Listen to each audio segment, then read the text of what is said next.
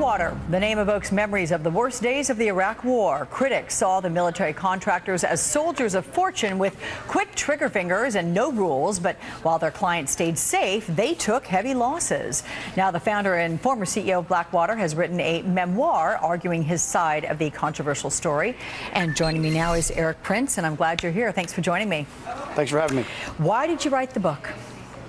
I wrote it really to set the record straight. If half the stuff that's been alleged about us was even true, I wouldn't like us either. But I just wanted to lay out the facts, what it is, how we did things, why we operated the way we did, and to dissuade the notion that this is a new concept, that the idea of battlefield contractors are some new invention. As I talk about in the book extensively, contractors literally go back to the founding of the country. Right. And, I just encourage all the readers of this, or the viewers of this network, to be open-minded, read the book, and let their assumptions be challenged, and see a different set of facts. I'm going to I'm going to make an argument to you and have you come back at me and let me know why we shouldn't feel this way, because there are a lot of people who saw you guys as a bunch of cowboys that are making a whole lot of money there.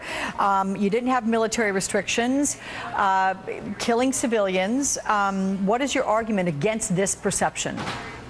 Look, the company was operating under a competitive bid contract, a 1,000-page, very detailed contract laid out by the State Department that prescribed the exact rules of engagement, how the guys would conduct themselves, even down to the detailed briefings of the routes that they would take, the vehicles they would drive, clearly what the rules of engagement were, the escalation of force requirements, and so this idea that we were running amok and ungoverned is just totally 100% inaccurate. Here's something, though, Erik, because you have defended Blackwater by saying it was a protective force that saved a lot of lives. Okay. At the same time, you were a CIA asset. You trained hit teams. You maintained and armed drones, which complicates things, the definition a bit. Would you agree that Blackwater was at least in part an offensive force?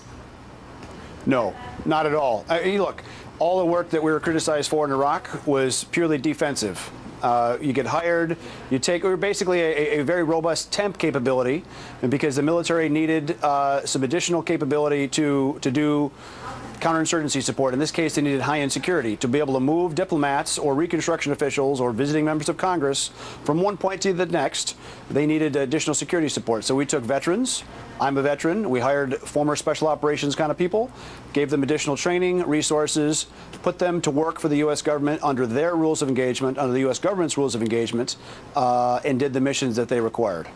So there's nothing offensive about that. That's literally playing defense, being a protective shell around people trying to get something done in Iraq. And I want to say, when you say you were a veteran, I mean, you were one of the most highly trained types of veterans. You were a Navy SEAL. So then where do you come down on the argument when people say, look, you weren't careful enough and you killed civilians?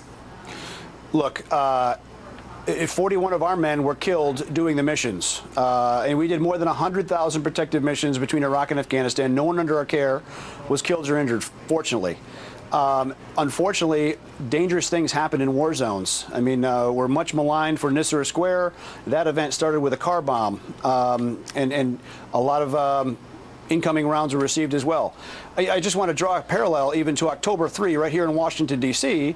There was a 34-year-old woman driving her car, got into a bit of a traffic altercation outside of a federal building. The Secret Service opened fire on her. She moved to another location. Again, they fired on her. At the third location, she was finally gunned down and killed.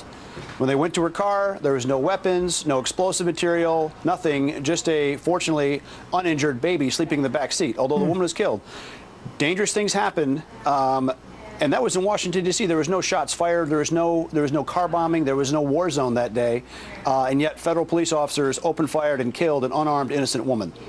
Okay, let's talk about the concept of whether or not war should be a for-profit business, because Blackwater made about $2 billion in government contracts, and you made a lot of money personally. What do you think the argument is for that, people who say it shouldn't be? Maybe the total revenue number of the total history of the company, I don't think it didn't get anywhere close to $2 billion. A lot of people throw that number around. I didn't really make that much money doing it. I plowed all the money the business made back into adding capability. I mean, we built to a capability of 73 aircraft that we put overseas on behalf of the U.S. government. Look, private contractors have been operating in support of national security literally since Miles Standish or John Smith, original guys that came over with the first colonies, founded the country. So the idea of people in the private sector operating next to their uniformed counterparts in some kind of support mission is literally goes back to the start of America. So people can say yes or no, they don't like that, but the fact is they have existed and will always exist. And I think it's very important to consider now in an era where we just spend way too much as a country. We spend too much on defense, we spend too much in social programs, everything. The private sector can serve as a free market price check. Yeah. You know, 20 years ago, you couldn't measure what it was going to cost you to send a package overnight from LA to New York because you only had the Postal Service. But now you can do that with a number of private competitors. The same kind of training, logistics, aviation support, all those kind of things done by the private sector can serve as a reality check. Because look, the Pentagon has. Can I ask you though? So the question needs to be asked: had you not done it, had the government done that which you did over in Iraq, would that have cost more or less? Well, that was extensively studied by the GAO, the Congressional Budget Office, all the rest, and they found that the price that we charged was significantly cheaper. I think it was about a third of what it would have cost the federal government, State Department in this case, of doing that job. Or even if the military was assigned to do it, it would have taken soldiers away from doing an offensive mission and not just being, defensive bodyguards. So look, I'm happy to have the cost-effective argument, the accountability argument, and the reliability argument. Those are honest debates that people should have. Yeah. And base them on facts, not on emotion. Can I ask you if you could turn back the hands of time, go back 10, 12 years, would you do anything differently? I would not have worked for the State Department. Flat out, no. The amount of hassle.